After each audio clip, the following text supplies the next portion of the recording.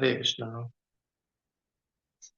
ॐ अज्ञानतिमिरन्धस्य ज्ञानाञ्जनशलाकया चक्षुरुन्मिलितं येन तस्मै श्रीगुरवे नमः। श्रीचैतन्यमनोभीष्टं स्थापितं येन भूतले स्वयं रूप कदा मह्यं ददाति स्वपदान्तिकम्। वन्देऽहं श्रीगुरो श्रीयुतापदकमलं श्रीगुरून् वैष्णवांश्च श्रीरूपं सागरजातां सहगणा रघुनाथान्वितं तं सजीवं साद्वैतं सावधूतं परिजनसहितं कृष्णचैतन्यदेवं श्रीराधाकृष्णपादान् सहगणा ललिता श्रीविशाखान्वितांश्च नमो ॐ विष्णुपादाय कृष्णप्रेष्ठाय भूतले श्रीमते भक्तिवेदान्त स्वामिन्निच नामिने नमस्ते सारस्वते देवे गौरवाणी प्रचारिणे निर्विशेष शून्यवादी पाश्चात्यदेशतारिणे नमो महावदन्याय कृष्ण प्रेम प्रदायते कृष्णाय कृष्ण चैतन्य नामिने गौरत्विषे नमः। हे कृष्णा करुणा सिंधु दीनबंधो जगत्पते गोपेश गोपिका कांत राधा कांत नमोस्तुते तप्त कांचन गौरांगी राधे वृंदावनेश्वरी वृषभानुसुते देवी प्रणमामि हरिप्रिये वाञ्छाकल्पतरुभ्यश्च कृपा सिन्धुभ्येव च पतितानां पावनेभ्यो वैष्णवेभ्यो नमो नमः। जय श्री कृष्ण चैतन्य प्रभु नित्यानंद श्री अद्वैत गदाधर शिवासादि गौर भक्तवृंद हरे कृष्णा कृष्णा कृष्णा हरे हरे हरे राम राम राम हरे हरे। हरे कृष्णा। तो आज शुभविलास प्रभु लेक्चर देने वाले थे, लेकिन कोई इमरजेंसी के कारण वो नहीं दे पा रहे, तो उनके जगह पे मैं दे रहा हूँ। तो कल हम जैसे चर्चा कर रहे थे कि हमारा मन जो है वो नियंत्रित होना बहुत बहुत मुश्किल है, और जब तक नियंत्रित नहीं होता और भगवान के ऊपर अगर हम जब तक हमारा मन केंद्रित नहीं करते तब तक हमारा जप ठीक नहीं होता। अभी हम थोड़ा सा चर्चा करेंगे कि मन केंद्रित होने न होने का कारण, सबसे मुख्य कारण क्या है। सबसे मुख्य कारण मतलब एक बहुत इंपॉर्टेंट कारण है वो। तो जैसे वही भजन हम जब शुरू किए थे, भज हुरे मन श्री नंद नंदन अभय चरणारविंद ने, मतलब उसमें गोविंदास कविराज गोस्वामी बोल रहे हैं कि मन, आप भगवान का भजन करो जिनके आश्रय लेने से हमको अभय प्राप्त होती है। तो इस दुनिया में श्रील प्रभुपाद जी बहुत सुंदर बताते हैं, व्याख्या देते हैं कि एक व्यक्ति जो है चार चीजों में बहुत लगा रहता है। वो कौन से है कार्य? आहार, निद्रा, भय और मैथुन। तो ये चार कार्य जो है वो भौतिक जीवन के इन वन सेंस पूरा ये है, समरी है। तो उस तरह से ये चार कार्य में जो है आहार है, निद्रा है, भय और मैथुन, ये सभी जीवात्माओं के लिए है जो भी इस दुनिया में भौतिक जगत में लगा हुआ है। और इसमें भी श्रील प्रभुपाद हमको समझाते हैं कि भय जो है वो सबसे प्रोमिनेंट है। ये चारों में भी भय जो है वो सबसे प्रोमिनेंट या सबसे मुख्य है, क्योंकि हम आहार थोड़ी देर तक खाते हैं और जो इंद्र तृप्ति है वो बीच बीच में हमको सताती है, और निद्रा भी हम करते हैं तो सो जाते हैं। लेकिन भय जो है ये हमेशा एक जीवात्मा को तड़पाती रहती है, और कोई भी परिस्थिति में, चाहे वो ब्रह्मलोक से लेके एक छोटा सा कीड़ा हो, उसके हृदय में भय प्रोमिनेंट रहता है, भय लगाए रहता है, कोई भय से मुक्त नहीं हो सकता। और भौतिक जो जगत है वो भय निर्माण करता है हमारे हृदय में।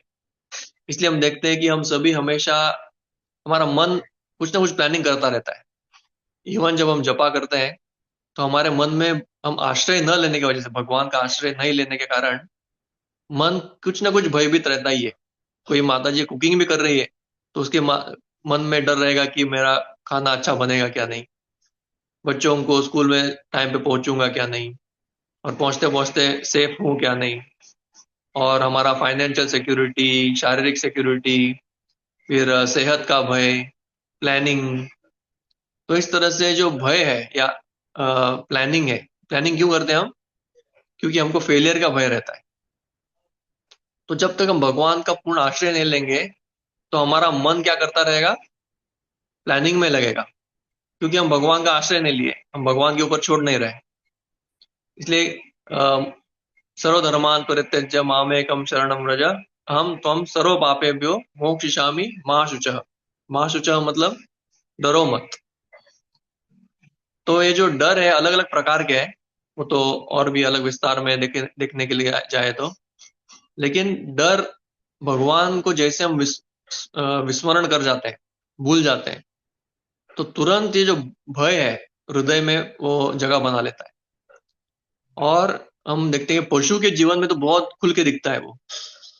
पशु जो है वो तो जब ताली बजाए तो उड़ जाते हैं पक्षियां, कुत्ते देखते रहते हैं, हमेशा कान उनके अलर्ट रहते हैं। मतलब उनको अपने प्राण का बहुत भय रहता है पशुओं को। मनुष्यों में वो भय थोड़ा कम हो जाता है, लेकिन अलग प्रकार से वो भय मैनिफेस्ट हो जाता है। मे बी वो प्राण की वजह से ना हो, लेकिन एटलीस्ट मान सम्मान का भय, और अपना फेलियर का भय, इस तरह से वो अलग अलग रूप में हृदय में वो बढ़ जाता है। तो इसलिए हमको अगर अच्छा जप करना है या अच्छी तरह से जीवन जीवन जीना है तो भगवान के ऊपर आश्रय लेना सीखना पड़ेगा। और जब तक हम वो चीज नहीं करेंगे तब तक भय जो है वो हमको सताता रहेगा। और नाम स्मरण में भी सताएगा वो। नाम स्मरण में भी हम अ, चिंता चिंता क्या है, हमको हम भूल जाएंगे क्या, हमारा मेमोरी ये हो जाएगा क्या। तो इस तरह से हम प्लानिंग करते रहते हैं, कुछ ना कुछ प्लानिंग करते रहते हैं। लेकिन हमको मन को क्या बोलना है? हे मन, अभी भगवान के ऊपर ध्यान करो, नाम स्मरण करो, नाम जप करो। कंट्रोलर हम नहीं है, कौन है? भगवान है। तो अगर हम नाम भगवान का अच्छी तरह से लेंगे तो क्या हमको कुछ फेलियर का कुछ डर है? तो हमारा प्लानिंग का कोई मतलब है एक्चुअली इस दुनिया में? देखा जाए तो हम जब दिन भर प्लानिंग करते रहते हैं, मेंटल स्पेकुलेशन बोलते हैं उसको। दिन भर हम प्लानिंग करते रहते हैं, उसमें से 1% भी ठीक नहीं होता। मतलब 1% भी हम सक्सेसफुली नहीं कर पाते। हम्म। तो इसलिए वो प्लानिंग का क्या मतलब ही क्या है? इसलिए हमको कभी भी ज्यादा प्लानिंग नहीं करना चाहिए। एक एक हद तक प्लानिंग ठीक है, जो प्रैक्टिकल है उतना प्लानिंग करके उसको भगवान के ऊपर सौंप देना चाहिए। तो इसलिए भागवतम में भी ये बहुत प्रोमिनेंटली आता है, शुरुआत में आता है। तस्मात् भारत सर्वात्मा भगवान ईश्वरो हरि श्रोतव्य कीर्तितव्य स्मर्तव्य इच्छता अभयम। अगर अभय प्राप्त करना है भगवान, तो हमको क्या करना पड़ेगा? तस्मात्, हे परीक्षित महाराज, ऐसा बोल रहे हैं सूत गोस्वामी, मतलब सूत गोस्वामी शौनकादि ऋषि को बता रहे हैं। वो बोल रहे हैं कि श्रोतव्य कीर्तितव्य स्मर्तव्य, भगवान के बारे में श्रवण करना चाहिए, कीर्तन करना चाहिए और स्मरण करना चाहिए अगर हमको अभय प्राप्त करना है। तो अभय प्राप्त करना उसी व्यक्ति के लिए संभव है जो व्यक्ति भगवान का चिंतन करता है और हमेशा उनका श्रवण करता है। और बाकी की इस दुनिया में कोई भी फ्री नहीं है। भगवान इंद्र से लेके ब्रह्मा जी से लेके एक छोटे कीड़े तक वो अपना जीवन भय में गुजारता है। सिर्फ एक व्यक्ति जो है भगवान का भक्त, शुद्ध भक्त, वही भय से मुक्त है। उसको नर्क जाने का भय नहीं है, उसको किसी का मान सम्मान का भय नहीं है, उसको अपने शरीर को मेंटेन करने का भय नहीं है। क्योंकि भगवान क्या बोलते हैं? अनन्यश्चिन्तयन्तो माम ये जना पर्युपासते तेषाम नित्य भुक्तानाम योगक्षेमम वहाम्यहम्। तो उसमें भगवान क्लियरली बोलते हैं कि जो व्यक्ति मेरा चिंतन करता है, मेरा अनन्य भक्ति करता है, उसका मेंटेनेंस मेरा ये है, उसका मेंटेनेंस मेरा जिम्मेदारी है। तो भगवान जब उसका जिम्मेदारी लेते हैं और अगर हम उसमें भगवान के वचनों में श्रद्धा है तो हम सब तरह के भय से मुक्त हो जाएंगे। हम सोचेंगे कि ठीक है, अभी समय किसको दें? भगवान को दें। नहीं तो मन हमेशा सोचता रहेगा कि नहीं, अभी समय जो है मुझे अभी थोड़ा कुछ अपना खुद का प्रिपरेशन चाहिए, कुछ सोचने के लिए चाहिए। तो कभी कभी भक्त जो है, हम अभी इंद्र तृप्ति को काफी छोड़ देते हैं। अलग अलग तरह की इंद्र तृप्ति जो है उसको तो त्याग दिया। सोना भी काफी कंट्रोल कर दिया। अभी आप सुबह से उठ रहे हैं, देखिए काफी काफी प्रोग्रेस है। और खाने पे भी काफी कंट्रोल कर लेते हैं। खाने में भी सिंप्लीफाई हो जाता है। मांसाहार तो पूरा छोड़ देते हैं, चाय और ये सब छोड़ देते हैं, और खाने में भी सिंपल हम जी सकते हैं। लेकिन भय कहाँ जाएगा? तो आहार, निद्रा, भय, मैथुन। तो प्रभुपाद बोलते हैं मैथुन, आहार और निद्रा कंट्रोल करना इजी है, लेकिन भय को छोड़ना सबसे मुश्किल है।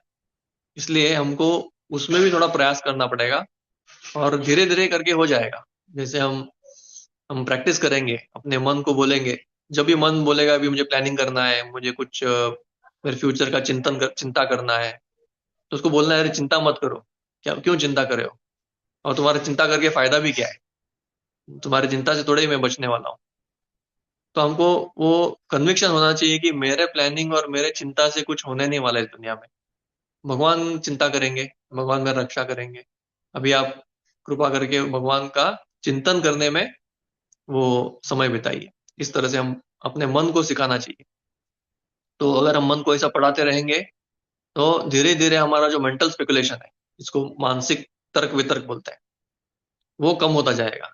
और ऐसे वो कम होता जाएगा तो हमारा नाम, हरि नाम में भी ध्यान ध्यान लगने लगेगा। तो इस तरह से हम इसका ये कर सकते हैं। तो आप सबका बहुत बहुत धन्यवाद। हम फिर से जपा के लिए कल मिलेंगे। कल तो संडे है, कल छुट्टी है, लेकिन परसों से मिलेंगे। हरे कृष्णा।